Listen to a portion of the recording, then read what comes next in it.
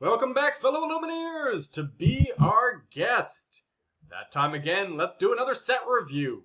We're on Ruby today. Constructed set review for Ruby. Our Emerald last time got a little fiery, especially near the end. Things got a little bit heated. So we've taken a moment to just decompress, zen a little bit, relax, some breathing exercises. All's good. We're ready to take a stab at Ruby. Just come in with, fresh mind, strong heart. We can do this. Patrick, are you ready? Are you emotionally prepared? prepared? Ready. I am emotionally prepared. It's going to get heated, I'm sure, with some of these cards, but let's see what we can do. Especially considering, spoiler alert, I'm not a huge Ruby fan. I'm not. There's one card in particular I'm over the moon about, but other than that, I'm not a huge Ruby fan, so I might not be as emotionally prepared for this as I like to pretend at. We'll see. We will see, indeed. Well, I'm sorry for all the Ruby players out there. Ready, set, draws, like, damn you. Okay. So what are our rankings referring to? So when you're thinking about A+, I want you to think best card in the color. Like, just hands down best card. A is just complete bomb, maybe not best card in the color, but an absolute bomb. A- is, it may not be a massive bomb, but it's an auto 4 times in any deck. B+ is going to be an auto include in some number or a niche bomb. So it's a bomb, but it's only a bomb in like one type of deck, right? B is you're going to include 4 times in most of your decks. B- is include in most decks in some number, and maybe 1 or 2 decks might have 4 times in there. C+ is it's your last few inclusions, the last ones that you're kind of happy about, right? So C+ is kind of the last happy tier. C is we're fine, we got it in there. Maybe we're not particularly happy about it, but include it if we must. C- is we try not to include this. We're not happy about it, but maybe it fills a particular need of this deck, and it's just kind of, we have to have it in there. D is try not to include it, like just don't include it. And then F is pretty much like D, but like run away, scared, like do not touch this with a 10-foot pole. All right? So ultimately we'll boil it down to a little bit simpler terms at the end, but that's kind of the tiers that we're going through these. All right. With that in mind, let's start.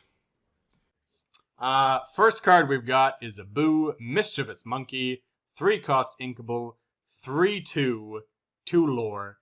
That's it. You know me with vanillas. This is a D for me. I'm with you on the D on this one. Yeah. That sounded wrong. I mean, yeah. No, it's it's just not a good card. I'm definitely, by the way, and I'll have already done this by now, so I'm kind of defeating the point of saying this, but I'm definitely putting hashtag that's what she said on the video when I said that. So now I've repeated myself. Yeah, I mean, the fact of the matter is I already thought the 3/3s with 2 lore were fringe playable. The fact that this is a 3/2 is, once again, much like Tinkerbell and Emerald, a giant middle finger to Ruby. I don't understand. And it is Ruby. So they did my boya Boo dirty, man. They did him dirty. All right, who do we have next? Let's cheer ourselves up a bit. We got Aladdin, Heroic Outlaw, 7 cost, inkable, 5/5 for 2 lore. Shift 5, so you may pay 5 ink to play this on top of any other character named Aladdin. And he also has the ability Daring Exploit. During your turn, whenever this character banishes another character in a challenge, you gain 2 lore, and each opponent loses 2 lore. Yeah. So this is where I'm going to show my cards even more with how I feel about Ruby, which is I have this at a B-, in spite of the fact that I understand that most Ruby decks, this is about all that they've got going for them. Ruby doesn't have a lot to show for it, and if this is the best they've got, then I don't know what to tell you. It's not the best they've got, I realize that, but a lot of people that play Ruby play this card. So, 2 main issues with this card. First is, if I don't shift it, it's telegraphed as heck, and I will find a way around it, and I'm not that worried about it. Even if I can't find a way around it, I just need to run myself into it, I will probably find a way to deal with him on the backswing. So you may get to hit me once with it, which is still pretty good, but for 7 cost, even that 4 lore net gain, the shift in 2 in each direction, isn't really enough for me to be super impressed. And you best know he's dying on the backswing. And I don't think anyone is yet playing Ruby Steel or Ruby Amber, and if they are, they're probably having other issues. This really, Ruby, to my knowledge, really just belongs with either Emerald for the evasive package or Sapphire for the ramp. And neither of these cards is really helping you get around the fact that he's going to die very, very quickly. Which we established with a card like John Silver or Kuzco in the last video.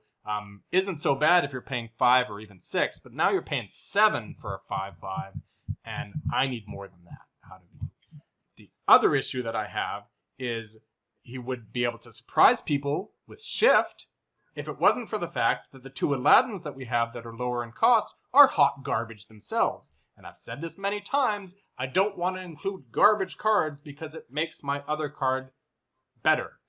I want to have cards that I want in the deck make the card better. So for this reason, it's a B- for me. I'm a little bit higher, not by much. It's a B for me. Because, like you mentioned, that's all Ruby really has going for it. So if you're playing Ruby, yeah, I mean, if you're playing Ruby, then this card's great. I can see the shift onto Prince Ali in Emerald because it's 1 cheaper than Street Rat. That's your best option, but I'm still not thrilled about having it in the deck. I'm not thrilled either. No. But getting him out 1 turn earlier, maybe. Like I said, him without Summoning Sickness, Heroic Outlaw, is really good. But the fact that I gotta include Prince Ali in my deck or Street Rat in my deck to make that happen is not worth it for me. Yes, yeah. No, I agree. The fact of the matter is I'm going to, if I'm building a deck with Heroic Outlaw, I'm going to include one of those. You have to. I'm just not happy about it. Which is what brings him down. The second we get even solidly playable, like a C+, 2 or 3 cost Aladdin, he's going to shoot up for me. Because I think Shifted, he is so good. I can surprise people. It's low enough cost that I can probably find a way to make it so that he sticks around for another turn. Like, all these things, I just need a better base for his shift. All right. Next, speaking of poor Aladdins, we've got Aladdin Street Rat, 3 cost inkable, 2/2/1, with the ability Improvise. When you play this character, each opponent loses 1 lore. This is a C+ for me. Because of a Heroic Outlaw?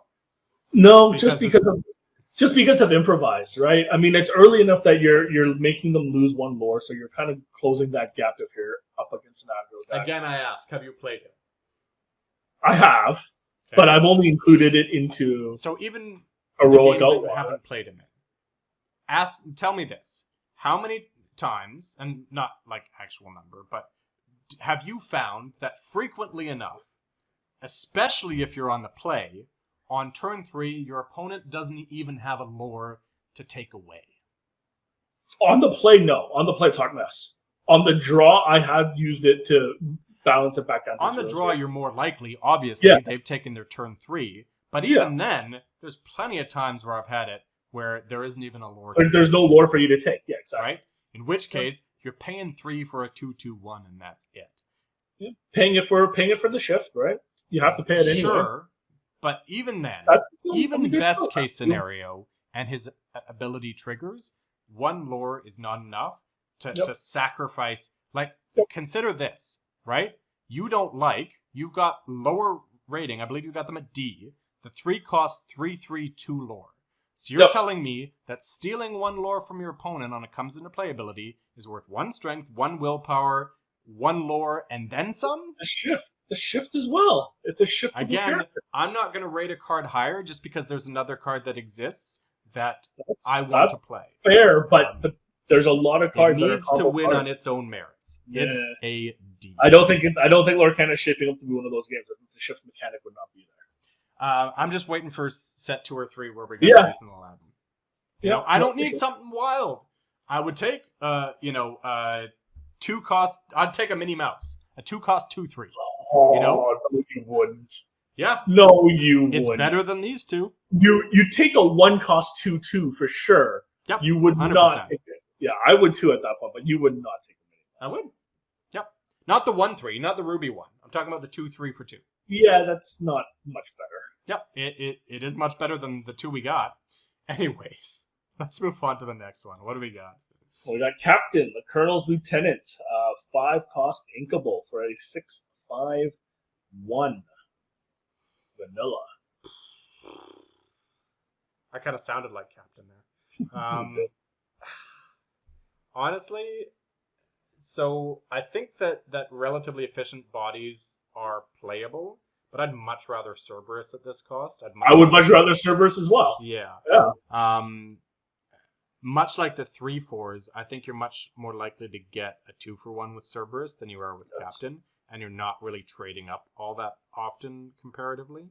Maybe 1 lore, right? Or 1 lore, 1 ink. So for that reason, I think I've got to put him at like a C. Because I like him more than your 3/4s, and I like him more than your 2/3s for 2, but I don't like him very much. So C is still, again, I'm not happy to have him in the deck. I'll include him if I must, if I need a 5-drop, for example, but I'm certainly not happy. There are much better options, and you already. Let me guess, you got him at a D. Yep. You already know my vanilla stance. Well.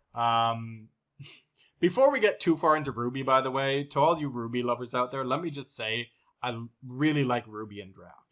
Really like Ruby in Draft. So if you want to see me praise Ruby, come back for my draft set review because I like Ruby in Draft. All right, Captain Hook, Ruthless Pirate. 7 cost, uninkable, 5/5, 2 lore, rush, and the ability You Coward. While this character is exerted, opposing characters with evasive gain reckless. B? Ugh. Really? B? Yeah. Yeah. Do tell. I mean, I like the rush factor. Being able to challenge immediately is, you can take someone out, right? Yeah, you'll get killed on the backswing, fair, but you're still trading out 2-for-1. And then if they're playing evasive, you're stalling them for a turn, right? They have to run their reckless into something. And if they can't, then they can't quest anyway, which is stalling for a turn. For a 7-drop, doable if you have ramp, right? So with Sapphire, but yeah. The thing is, I'm looking for way more out of my 7 cost uninkable than getting a 2-for-1 on 2/3/3s.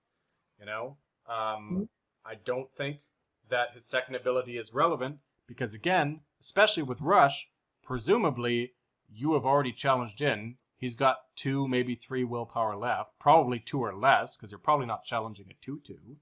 So he's got like 1 or 2 willpower left. Right. And it's like, yeah, right now my evasives have reckless, but as soon as I remove you from play, they no longer have reckless, much like Mother Gothel. So all I got to do is throw my Stitch new dog into your Captain Hook, and then all of a sudden my evasives can go back to questing. How do you have a new dog still on turn 7? That's my question. So unlike many people, I don't run my lower power characters into certain death just to get 1 lore out of them midway through the game. Okay, as soon as they stop matching up against my opponent's characters, unless I am hardcore racing, they are staying at home until I find a use for them. And you know what's a good use for them? Taking out Captain Hook, Ruthless Pirate. Yeah. Right. For me, 7 cost 5/5 rush is all I'm considering in this.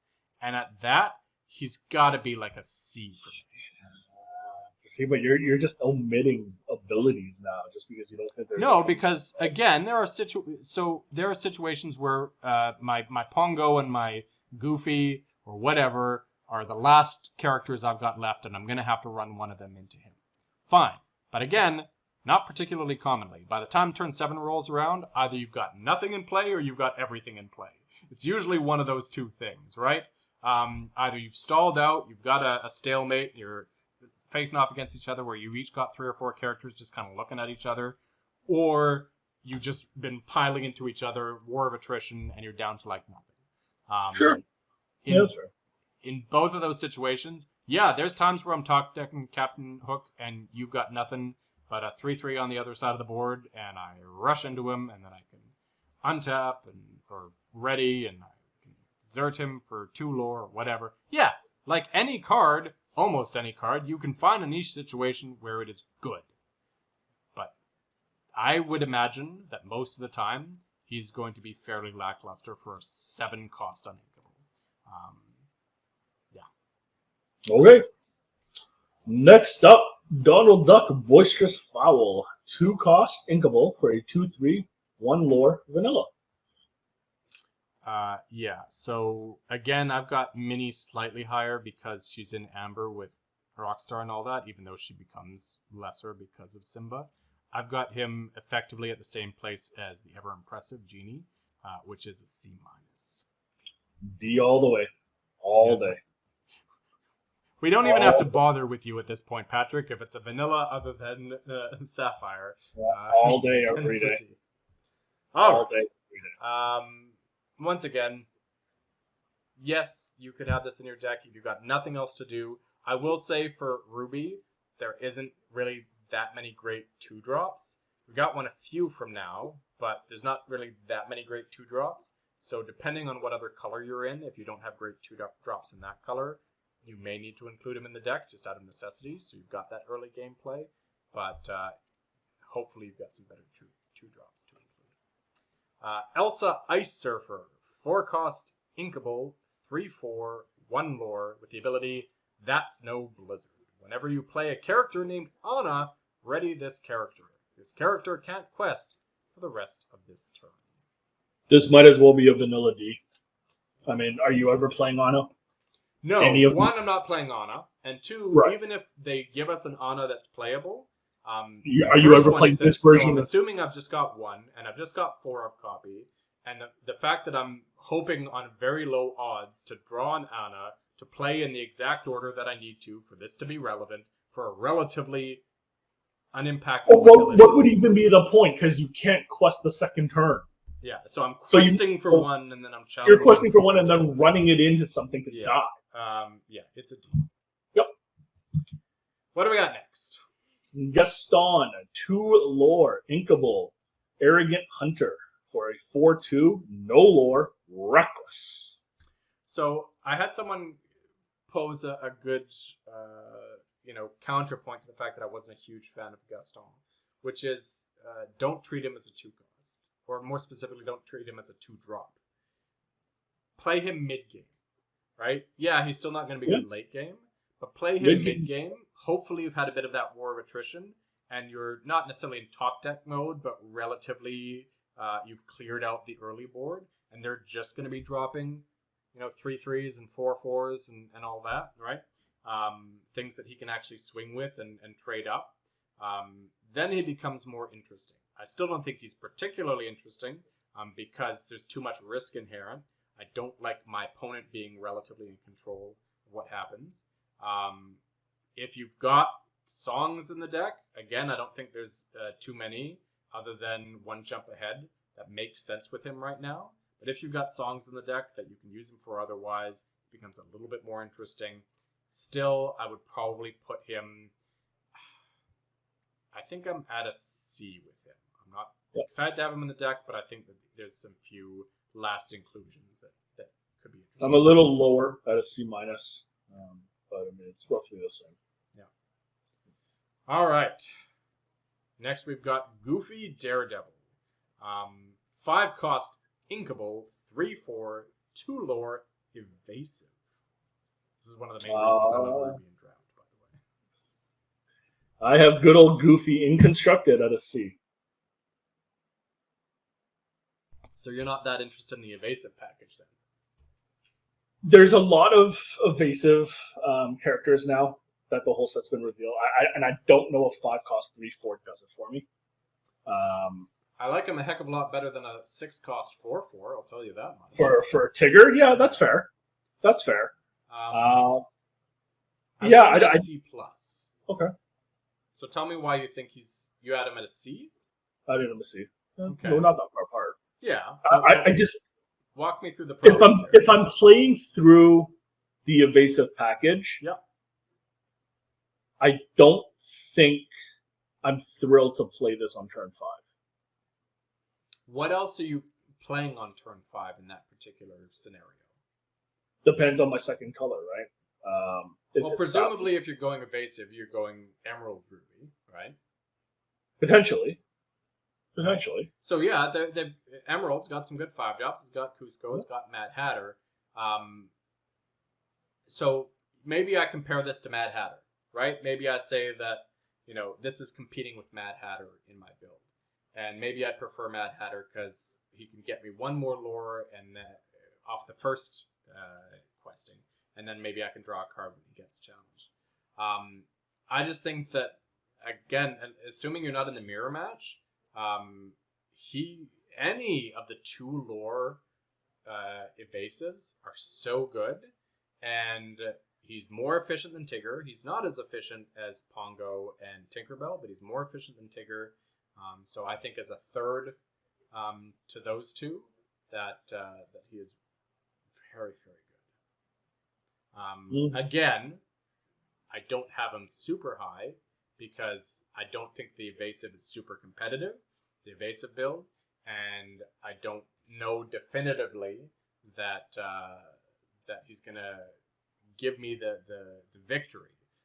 But I think that in some decks, the evasive deck, he's gonna be a reasonable include. Yeah, sir. I'm much happier with the next one. So tell us about the next one. 2-drop Inkable LeFou Instigator for a 2/2/1. Fan the Flames. When you play this character, ready chosen character, they can't quest for the rest of the turn. So sweet. Like, compare this to all the other 2-cost 2/2/1 lore with an ability.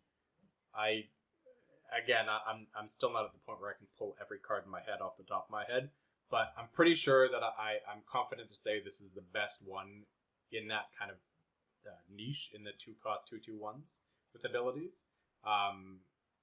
That ability can allow you to both quest and challenge. There's times with, like, for example, in the evasive package, where it's like, I kind of want to challenge, but these are 2 lore producers, so I should probably be questing. Right. Who lets you do both. There's times where you got a big beater, like Maui coming up soon, where it's like, man, if I could just challenge twice in this turn, I'd clear your board practically. You can do that. There's times where you've got a Cusco or a Mad Hatter where you're like, oh, if only I could ready him and leave him back so that he can't be challenged after I've quested for 3. That now all of a sudden I'm getting 6 of them. For the low cost of 2 and a body, this does that. I would almost, and I'm not going to, but I would almost equate this to Maleficent in that I'm happy to have Fan the Flames in my deck. So it's effectively like I'm drawing Fan the Flames with a Maleficent for 1 less cost. Correct. I'm really happy with him. I don't think that he necessarily fits in every deck, but I think he's the best thing that you can be doing at 2 in Ruby. So I would want him in pretty much every deck, and for that reason I have him at a B+. I have him slightly lower. I do have him at a B. Obviously way better than the Emerald or Amber version. That ain't saying much.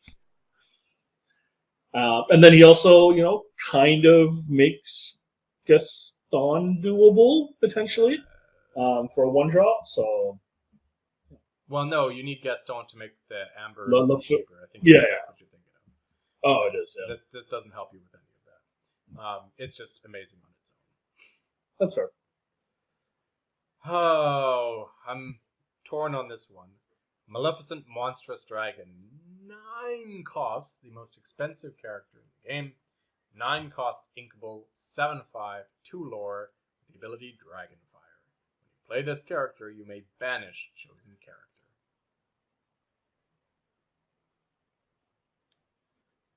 So, if you're playing Ruby, this Good is luck, an auto. sir. If you're playing Ruby, this is an auto include. It What? has to. This is an auto include for you in any Ruby deck. It has to be. Why else would you be playing Ruby? So this is an A- for you? Yeah. No. Yeah. It has to be. What other reason would you ever choose Ruby So if not to play this card? I think so. I'm struggling between. Ironically enough, I'm not struggling between two adjacent rankings. I'm struggling between a B minus and a B plus.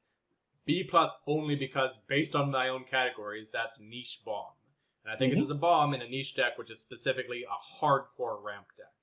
Right. But I think, on the whole, it is a B minus because I wouldn't even want to include it 4 times in most decks. I would want to include it 4 times in some, and in some small degree in most decks.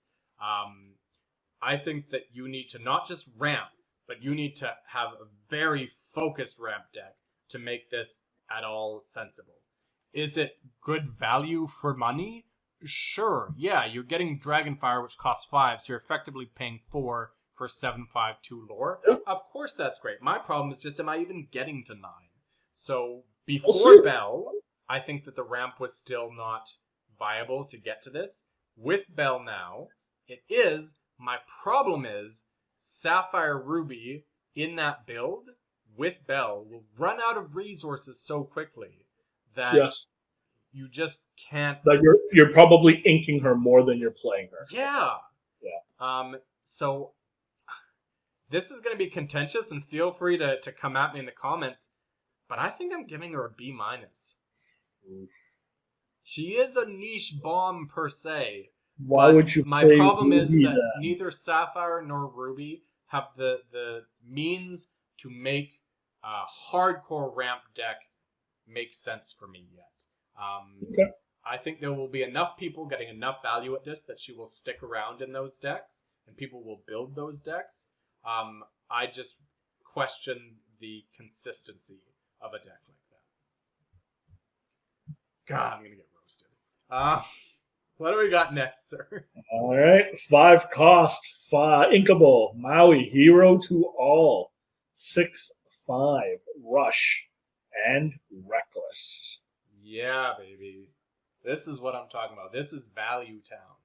That cheap for almost guaranteed 2 for 1. Like, this is about as guaranteed as you can get.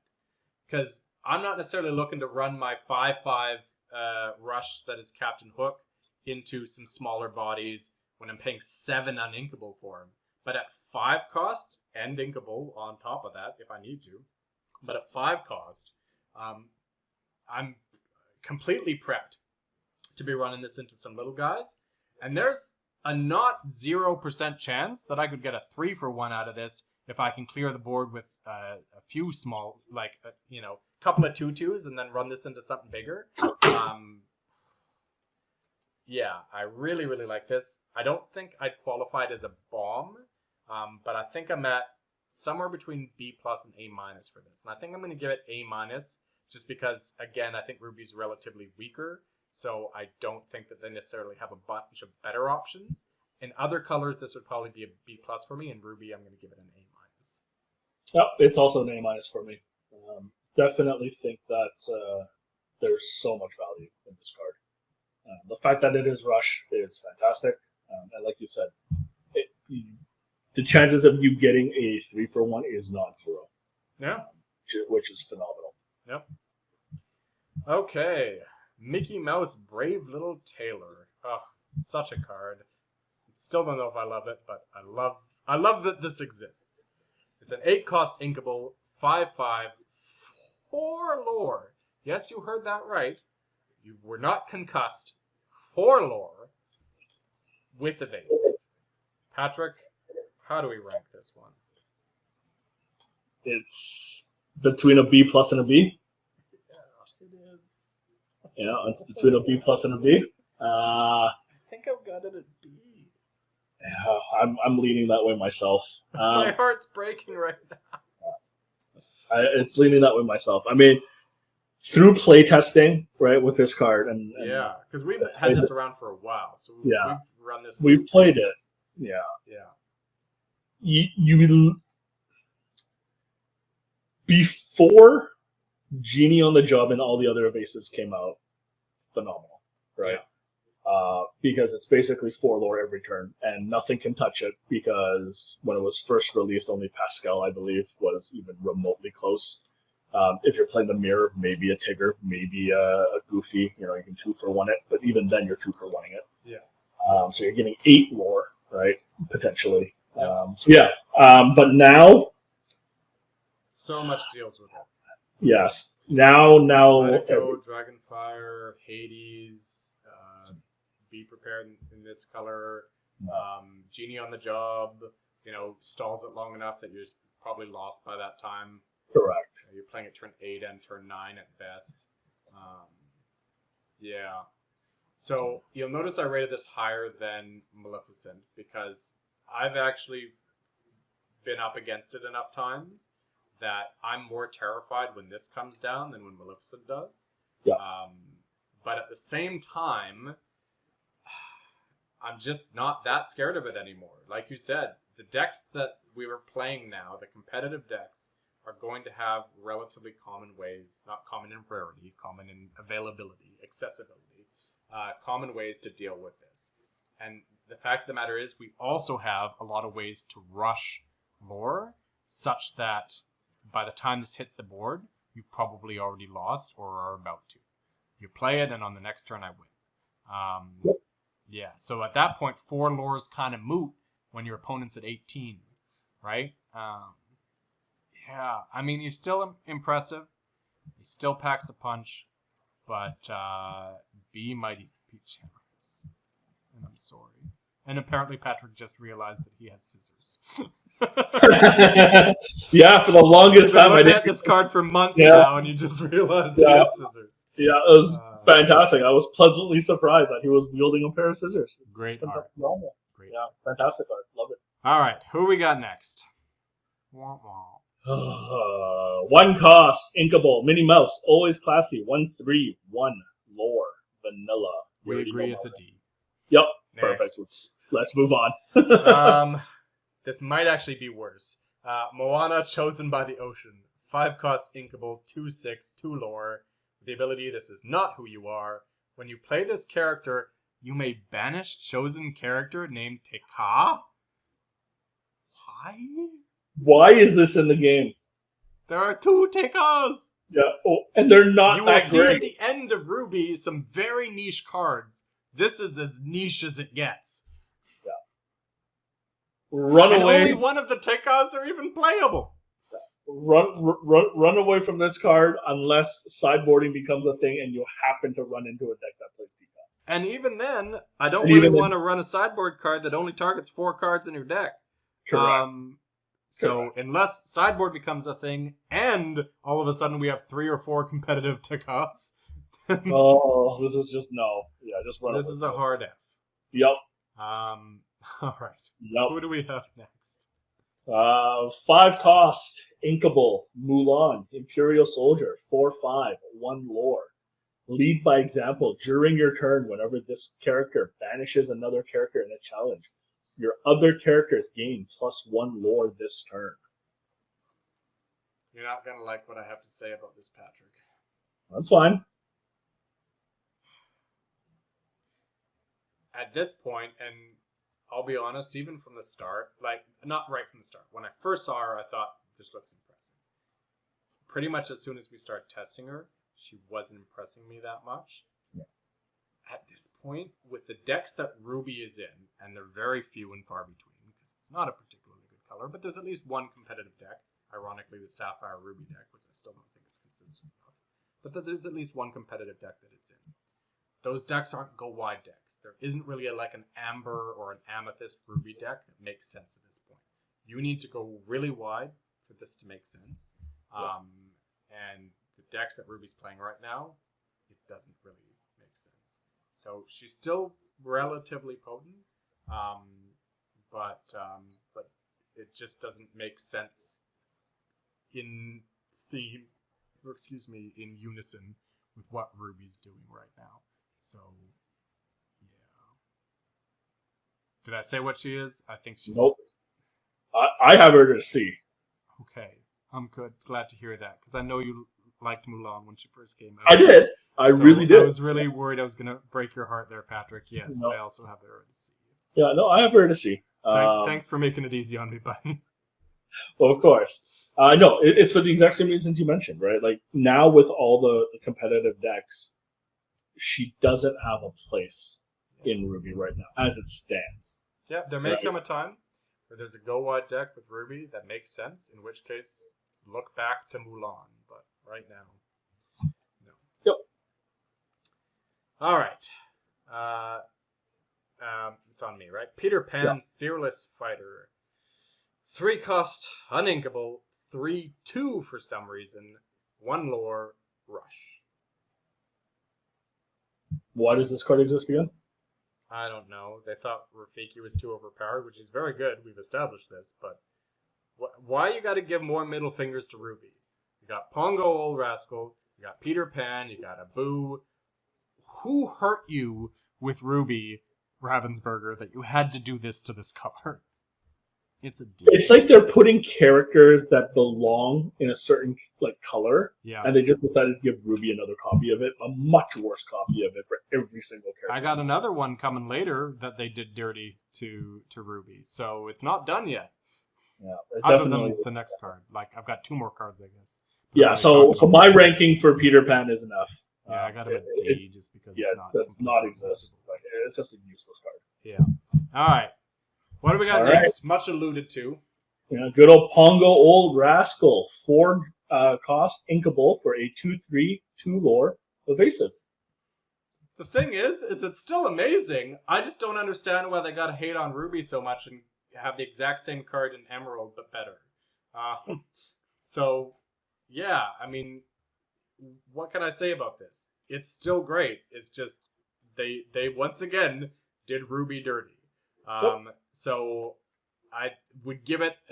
I still think that the secondary ability on Tinkerbell is useful, but I'm not weighing it so heavily that I don't think this is relatively in line with it in terms of the ratings. I'd probably rate it still at a B, but I just don't understand why they had to do this to Ruby. Yeah, I have it at B-. So very similar. Yeah. It's as efficient as you're going to get in Ruby for evasive. It's just if you're going to do the evasive package, you should probably do Ruby Emerald, in which case Tinkerbell's just better, but you should have both of them. Correct.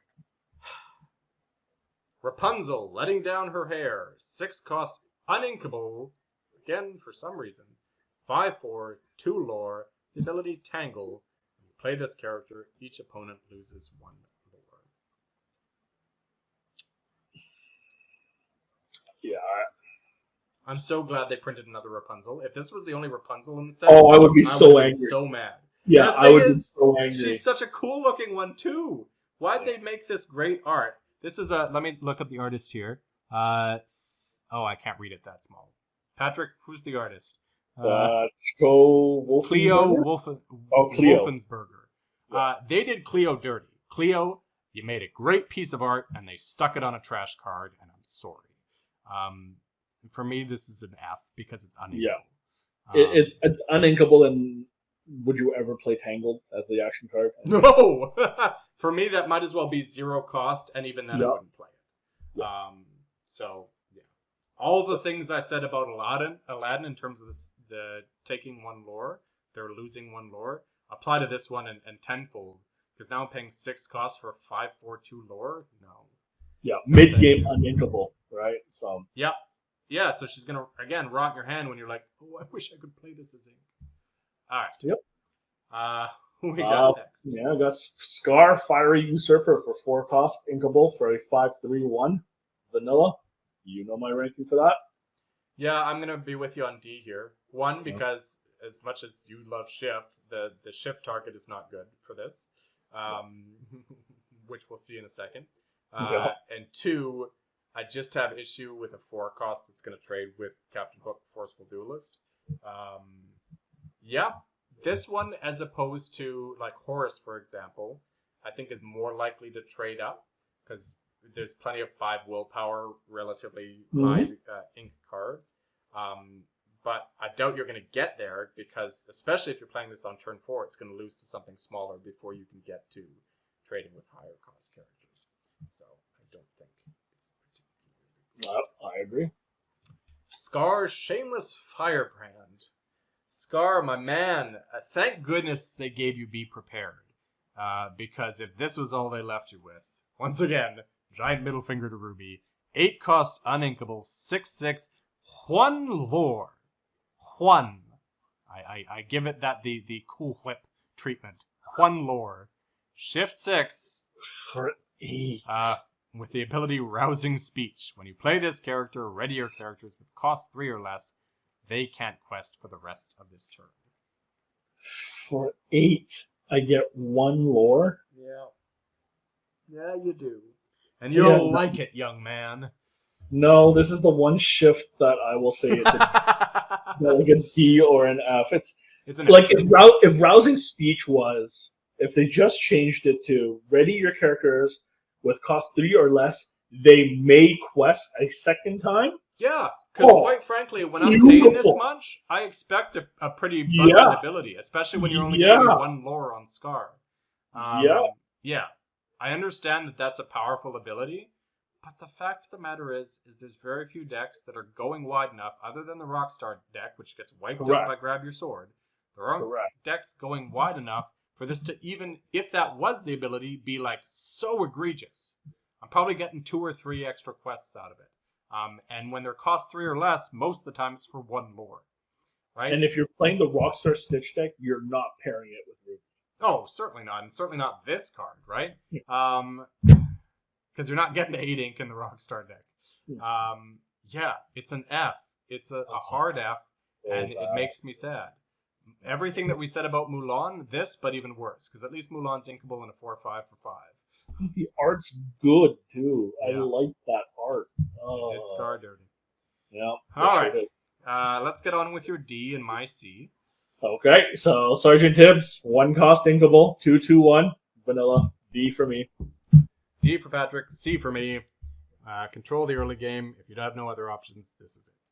All right. The final, I mean, there are other cards that aren't good, but the final, what I would qualify as a true middle finger to Ruby, is Stitch Abomination, 6 cost inkable for a 4/6, 3 lore. At rare, and when we get into Sapphire, you might see something that looks vaguely familiar about this particular card, because they have a common that is the exact same as this card. Why is this a rare? Yeah, why does this even exist? Don't get me wrong. I'm gonna speak about Mufasa, and I'm gonna say for 6 costs for a 4/6 3 lore, that's not awful. I like obviously Maleficent at 5 costs 3/6 3 lore a heck of a lot better, but this isn't awful. It's not awful, and but why is this a rare and Mufasa is a common? And I won't give it my standard vanilla D treatment. This actually is doable, and I'll give it a C. I would qualify this as a C as well. Yeah, it's not horrible. Still, you probably shouldn't include in the deck, and certainly not at rare. Unless you're getting this for pennies, don't go searching for this rare. Don't buy 4 of this at your local right. card shop. Just Please don't go paying good money for this card. Especially since you should just be in Sapphire anyway. Yeah. Okay. Sapphire. Next, we have T-Cost, 6 cost uninkable for an 8/6 reckless. Taka, by the way. Oh, sorry. Yeah. So, even then, I'm pretty sure I'm not pronouncing it exactly correctly, but I'm still pretty sure that I'm pronouncing it more correctly than Tika. Anyways. It's Tika. It's fine. I think this might be another F. Yep. Uninkable. No rush like Maui. He's hardly surviving much more than Maui. I get that she is able to take down the steel Maui. I get why the 8 strength is there. But again, at this particular, with a card like this, I'd much rather it was flipped. This was a 6 cost 6/8 reckless. Yeah, I'd be more interested. Much better. I still wouldn't be much more interested, but I'd be more interested. Yep. But the fact of the matter is, the fact that you're going to lose this to not a heck of a lot for a 6 cost uninkable that I can't quest for lore, I think this might be an F. It's probably, it's probably like a C or C minus and not an F. But at this point, It's for an a F. super rare, I'm not mincing words. Yeah, For a it's super rare, this is like, don't touch it with a 10-foot pole. I'm sorry if you crack your packs, you're so excited, whether it's August 18th or September 1st or later on, if you're seeing this in the future and people still care about what the heck we have to say. If you open your pack, your precious first chapter pack, and you see Tekka at super rare, I'm sorry. And I don't know what to tell you other than maybe there's someone out there that's a huge Moana fan and you can fleece them. The only version of this that I would take in a pack would be the foil version, just so I can collect all the foils. Sure. But even then, you're like, I could have had I'm any not foil happy. super rare. Yeah, I got I'm not Tekka. happy. Yeah, I could have had Belle, but I got this nonsense. Yeah. All right. Tigger, wonderful thing. 6 cost inkable, 4/4, 2 lore, evasive. Just so I can give Ruby a little bit of love, I'll give it a B. I'll give it a B. Tigger has a soft spot in my heart. I mean, I think you've just kind of neutered your review of Goofy, because this isn't as good as Goofy, but sure. Do you. Yeah, so in the evasive package, not surprisingly, there are other things I'd rather be doing at 6. I can't imagine who that is. Oh, genie on the job. And the fact that I'm only getting 1 more strength for 1 cost, I'd much rather Goofy. There might still be a place for this in the evasive deck, but I don't think so. So as a result, I'm giving this a C minus, because if it's in your deck, cool. But I'm certainly never putting it in mine. Unless it's draft, in which case. All right. Now we got the good stuff. Give it to me. Give it to me. I've been waiting. 7 drop. Uninkable. Be prepared. Action song. Banish all characters. I'm so glad we have a board wipe in this set. Yes. You have no idea how many times I was playing games being like, there better be a board wipe. There better be a board wipe. There better be a board wipe. Thank you, Ravensburg. The fact of the matter is, in a game like Magic the Gathering, this is a 4-cost card, but the costs are not the same in this set, in this game, as they are in Magic. So you can't compare the two. And I think given the nature of costing in this game and the way the game plays out, and the fact that worst comes to worst, you can sing this song for free, makes this my A+ for Ruby. Yeah, this is an A+ for me. This is as the well. best card in Ruby. You haven't played even though I've got A+ qualified as the best card in the color, and there's not much competition in Ruby, I still think this is on the power level of some of our other A+. It is really, really good. For me, it is the only reason to be in Ruby. I just wish there was more to support it, and I look forward to future sets when this card has more around it to actually make Ruby viable for me. You haven't played Magic the Gathering in a while, because the board wipes now are 5 and 6 costs. No, don't get me started on that. Wrath of God. I'm old school, man. I know you are. I'm Old Testament. Wrath of God, man.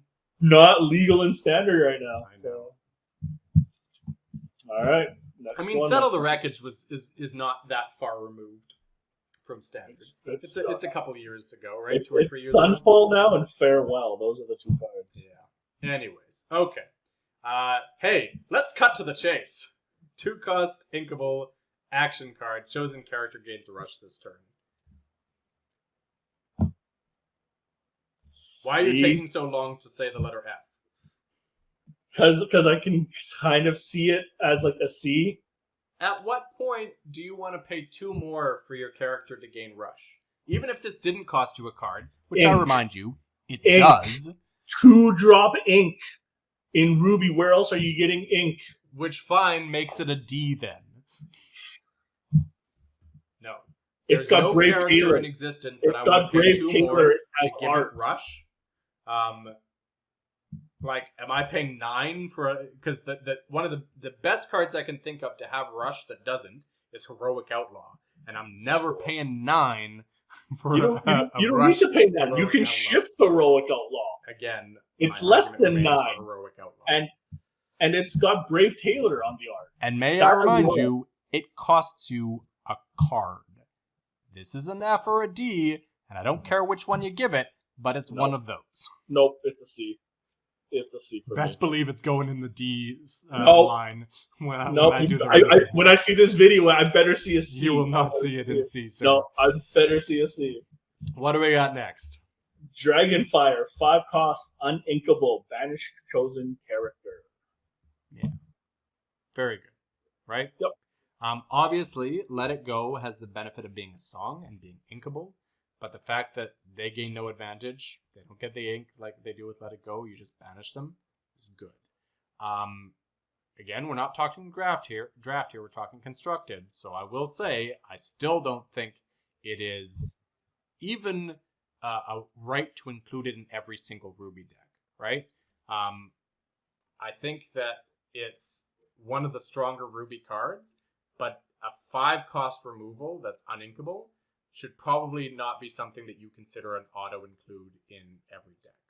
So as a result, I'm going to give it a B+, because I think it should be included in some capacity in most, if not all decks, and 4 times in, the majority of decks. Yep. I also give it a B+. We're good there. Okay. Moving on. We've already kind of alluded to this card earlier. Fan the Flames. Fan the Flames. Fan the Flames. 1-cost inkable action. Ready chosen character. They can't quest for the rest of this turn. Where ya? Minus. What's that? B-. B-, yeah. Yeah, I'm good with that. Yep. I mean, want to give any reasons? We already talked about it for LeFou, right? When it comes with the ability. It's the same thing. But I mean, LeFou was on a stick, right? You got to kind of justify having the action. Well, I mean, pretty much the exact same reasons, right? I mean, you can any chosen character, so it's yours or mine, right? If I'm playing against you, so I can do 2 actions. You can use this offensively against a bodyguard. I can remove bodyguard. I can. Also, Mother Gothel is a Welsh's exerted, right? Yeah. So I can remove that, right? I can do it on Mother Gothel or any of the other exert to make all characters on quest or anything like that, right? Yeah, I mean, Captain Hook, the 5/5, for some reason you need to do that. So yeah, I think most of the time this is going to be better using it on your own characters, but don't discount that there will be situations, not uncommon ones, especially bodyguard, where using this on your opponent's characters can be useful. I am very critical of action cards. Almost period.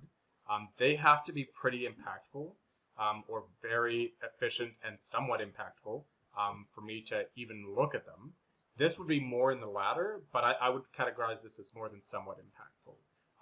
I think that, again, the diversity with what we mentioned in LeFou of what you can make rises this to the level of, a good impact, right? Not a banished chosen character level impact, but a pretty good impact. And for 1 cost and inkable, these are the type of action cards that I would like to partner with Artful Rogue, the Mickey Mouse in Emerald. This is the type of action card I want in that type of deck. Something cheap that has a pretty good impact that I would want in the deck regardless, and it just happens to go really well with that card as well. If we get more like Fan the Flames, that deck becomes viable, but right now on its own merits, I think this is a viable card. What score did you give again, sir?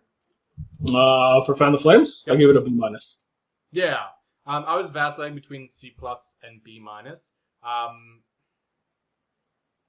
I think it's got to be a B-. Yeah. 4 times in some decks feels right for me. Yep. All right, moving on. He's got a sword. 1 cost. Inkable. Chosen character gains +2 this turn. I mean, if you haven't watched our Emerald video, go back and watch it. I rant for a long time about a card like this. I'm not willing to dedicate that energy again. If you want to know why this is an F, go back and look at that video. It's an F. Yep. Speaking of F, Tangle. 2-cost inkable action. Each opponent loses 1 lore. Yep, F it is. What? Okay, this one I do need to rant for a second, because what were they thinking? At 0 cost, this shouldn't even be a card. Why am I dedicating a whole card to you losing 1 lore? And you asked me to pay 2 for this? Why? Technically, it's 0 because Genie exists. I can pay 0 to make you. We're not in the Emerald. You can't bring up Genie anymore. Give it a rest. This is potentially the F-iest of Fs. Just hardcore F. Yeah. Even the fact that this is inkable does not redeem it in any stretch of the imagination in my mind, because as far as I'm concerned, this card shouldn't exist. Yep. The card in terms of a Tangle card with, Flynn Rider bound up in Rapunzel's hair, I love the idea of that, but what they did with the text of this card makes me so angry. I agree. What do we got next? Poisoned Apple, 3-cost uninkable. Take a bite. For 1 ink, banish this item, and then exert chosen character. If it's a princess character is chosen, banish her instead. So this is the card that I'd like to see if there's a sideboard. I have no interest in it if there isn't a sideboard. If there's a sideboard, this is the type of card that I want in that sideboard. Because the fact that it's a layaway cost, I can pay 3 on a turn where I've got nothing better to do, and then later on I just have to spend 1 ink to use it, is great, but I gotta be facing against some potent princesses for me to dedicate a whole card to it. I don't want to be banishing no 2/2 Regal Princess or a 3/3 Jasmine. I need to be banishing something more impactful for me to want to include this as a card in my deck. But if we get sideboards, you best believe I'm taking an interest in this, especially if the princess deck takes off, right? Yep. Specifically, Belle, I believe, is a princess, is she not? She is indeed. Yeah. So Belle, being such an amazing card, if we got sideboards, I would want this in the deck. But I don't want this in a deck when I don't know my matchup, and I might not be against a Belle deck. So sideboard, like A-. Sideboard A-, but as it stands right now, D. Yeah. So notably, this at least has a fail state of being a bad freeze, but I don't want a 4-cost freeze. So correct. I agree. Shield of Virtue, 1-cost inkable item, fireproof, exert and pay 3 ink, ready chosen character, they can't quest for the rest of this turn. I really wish this was the other way around, by the way. 3 so I mean it's a D, like I mean it's just a permanent fan of flames, but I'm paying 3 for it each time. Yeah, I'm paying a lot more for it, so no thank you. So I'm not doing much else on my turn, right? Yeah. Even turn like 7, all I can do is throw down a 4-drop with this effect. So if this was 3 cost to put out and 1 cost to activate, I think this would be really good. Sure, absolutely. But it's not. So sorry. Yep. All right, last one, sir. Sword of Truth, 4-cost uninkable, final enchantment. Banish this item, banish chosen villain character. It's pretty much the mirror opposite of a poison apple, kind of, for 1 cost. So in a sideboard deck, it's exactly the same, but also the opposite. Villain instead of princess. So I mean, if it's sideboard, thematically, it's the opposite. Yeah, and then if it's it's just so sideboard, I would put this maybe a little bit lower because it doesn't have the bad freeze option in there. Yeah, and it's 1 more. I'd probably still put it at a B+, A-. I'd probably still have it as an A-. Just in my mind, it would be a lower A- than Poison Apple in the sideboard. But as it stands right now, it's an F. Absolutely. Because it's not even a bad freeze. It's useless without them playing a villain that you actually want to target. So I did the math earlier in our draft video, and I would never want to pay a 4-cost to banish a 2-cost or less villain. So 3-cost or more villains, there was, I think, 17 in the entire set. And of those, I didn't really expect to see in legitimate games more than like 12 of them. So you're never seeing a villain, not never, obviously, but probability-wise, you're not often seeing a villain that's impactful enough for you to want to use this on it. And obviously, you don't know what your matchup is. So this is just a very hard F. Not a Tangle level F, but a pretty hard F. Yeah. Yep, I agree. All right, everyone. We did it. We got through Ruby. We got through potentially the worst color in the game right now with one of the best cards in the game. Go figure. So thank you all for sticking around. Hope you enjoyed it. Next time, we'll be going through Sapphire, which rags to riches on that one. Patrick's favorite color. and absolute rags to riches from where it was a few weeks ago. So really looking forward to digging into that one with you all. See you next time. Thank you very much. Take care. Thank you everyone for watching. It's truly an honor to see you enjoying our videos.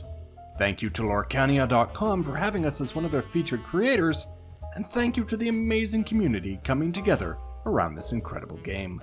Please like, subscribe, and let us know in the comments what you'd like to see on our next video. Until next time, if you'd like to continue with us on this journey, please be our guest.